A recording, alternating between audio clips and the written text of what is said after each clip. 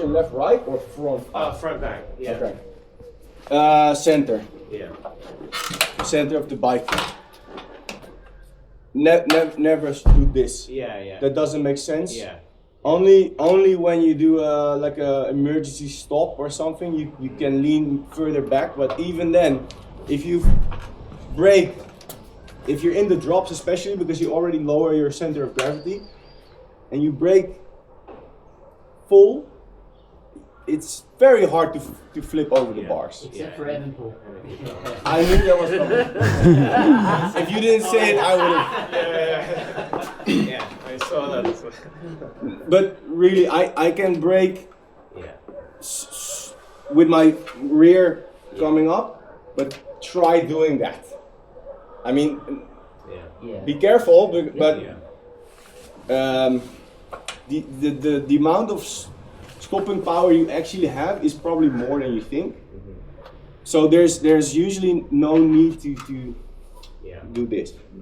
So So any extra weight you put down on the arms, like still keeping your body back? most of my weight is on the seat Yeah, and on the for foot. sure. Yeah.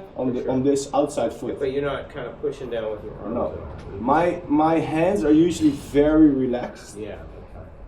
I've got photos where Like that. I'm not saying you should do this, but where I'm hardly touching, like hardly gripping on the bars, but I always have my hands here because if I hit a bump, then I won't slip but the weight is on the foot, on the outside foot, Yeah. which means it's in the bottom bracket, so it's divided, let's say 60s in the rear wheel and 20 in the front, but you're also braking, which is pushing weight forward, so they will equal it out a little bit. So it's 50-50. Yeah, and slightly more rear brake than front, like. No.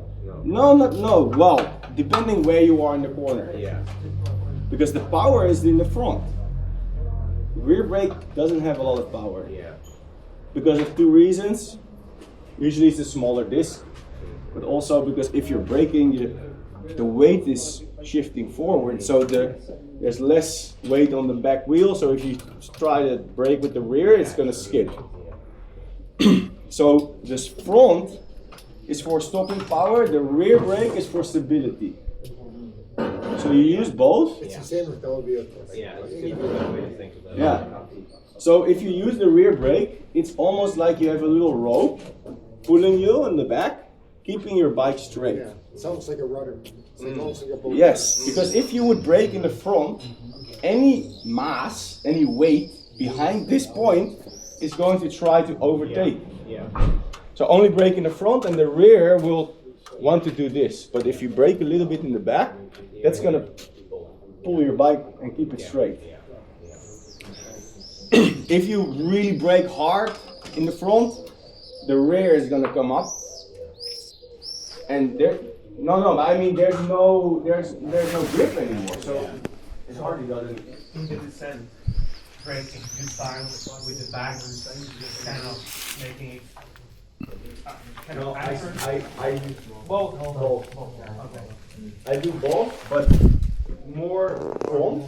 More front. Yes, because front is where the braking force is, and the rear is just a little bit to guide it. Okay, then when we enter start turning, obviously we let it go, but Right. once you are controlling this, you have control of the speed already. Yes. So as you So like turn, 60-40 on front? yeah, or sometimes for me, sometimes it's Depending on 90-10. Yeah, not depending on the grade. Yeah, that's yesterday I was kind of, I start with the back, then I switch with the front, then I let go, and then I noticed in the So- corner it was already too late. You know? Try this in the descent when you have an acceptable speed. Yeah. Try braking only with the rear, Yeah.